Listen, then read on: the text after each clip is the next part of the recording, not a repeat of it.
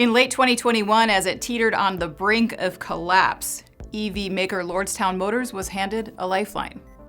As the maker of the Endurance electric pickup was fending off lawsuits, investigations, and cash shortages, its future was in doubt until Foxconn Technology Group swooped in with an offer.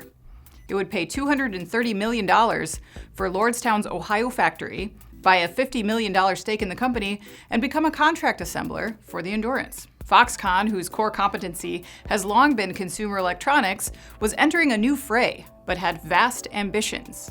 At the time, the company predicted it would generate $33 billion in annual revenue in its auto business by 2025.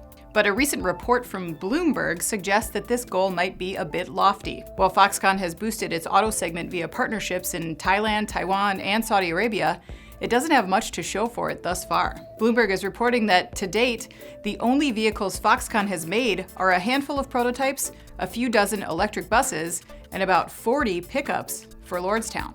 Foxconn's expertise, of course, lies in the electronic component side of the EV business, and with battery packs, which it recently announced it would produce in the famed Mount Pleasant, Wisconsin plant, the site of an overpromised and underdelivered manufacturing compound that was once touted as producing 13,000 jobs but has, after 5+ years, only produced 1,000. So far, the Lordstown Motors deal is also off to a sluggish start. Earlier this year, Lordstown asked Foxconn to suspend production of the Endurance because the cost to produce it had exceeded $65,000 per vehicle, which was more than the truck's targeted sale price. Later, Lordstown said that the Endurance might not make it without the help of an experienced automaker to help scale the project.